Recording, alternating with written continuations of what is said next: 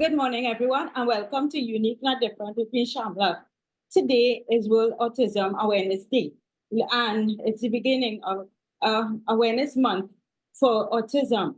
And to kick off things, we have two subject matter experts in education. And this year's theme, according to the UNDP, is moving from surviving to striving. And we have Chelsea Ramkissoon, who is a student at UTT in special education, and also Kalisha Kalu, who is a special education teacher and a literacy specialist. So good morning, and Chelsea, I would start with you. So good morning, Chelsea. How are you doing? Good morning, Shamla. I'm fine. So let's start. Do you think that the current situation in Trinidad and Tobago, given essential needs such as recreation, education, employment, and so on, do you think that persons with autism are still in survival mode? Yes, many individuals with autism struggle to receive the necessary support and resources they need to thrive. And these individuals are often marginalized and they face numerous barriers because the society only sees their disability and not their ability. It is crucial that we prioritize the well being and the development of these individuals by providing them with tools and opportunities they need to succeed by investing in their education, therapy, social integration. We can help them reach their full potential and leading fulfilling lives. It is also our moral obligation to ensure that all individuals, regardless of their abilities, have equal access to essential services and opportunities. So, all of us, we have to work together to create a more inclusive society where everyone has a chance to thrive.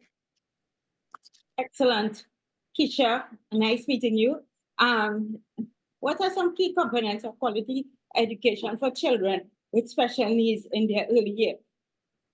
So I think that good morning. I think some of the key components would be, of course, early intervention. In those early years, we're in that early intervention stage where it's crucial for children with special needs. The first thing that I would say would be to have a proper diagnosis. Once we have a diagnosis in place, then we're able to pinpoint what we're working with and how best we can meet the needs of each individual child. Of course, other early intervention methods would include a proper school setting that is able to meet the needs of the individual child. So whether it means getting an IEP done, whether it's speech therapy, occupational therapy, behavior therapy, again, it's according to the individual. But those are some of the areas that I think are really important when it comes to the early intervention or the early years of kids on the spectrum. Ankisha, I will stick with you with this next question. Sure. What are some examples of successful intervention or accommodations that have significantly benefited children with special needs in their educational experience? Right. So we have had so many success stories and great stories. And I think this really starts with the acceptance at home. Parents accepting, okay, yes, my child may have a certain diagnosis, but their needs are still not being met. This school is not the best fit, or I see an area that my child can be more challenged in. So with that, I would say, again, key areas, it really goes back to having a right school setting. Some children may fit well, some children on the spectrum may fit well into a general ed setting.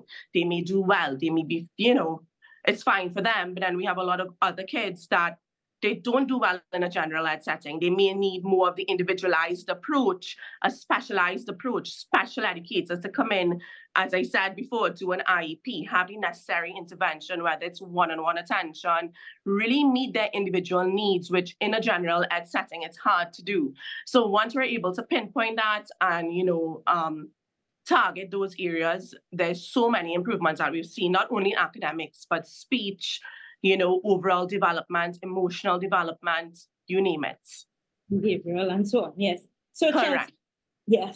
Chelsea, how do you adapt teaching methods and instructional materials to accommodate diverse learning styles and sensory sensitivities commonly associated with autism? So, Shamla, we as teachers, as parents, as friends, the community helpers, we have to know our child and know that all children, whether it's neurotypical or neurodiverse, all of them, we have different learning abilities, multiple intelligences. And it is very important that we study our children or study the children that are in our care and make necessary adjustments. If the child um has a sensory disorder, it's okay. Let me go and investigate. Let me educate myself. Let them use a sand tray or something play based. They could use the sand and water. The learning without tears. There are so many different methods that you could think about.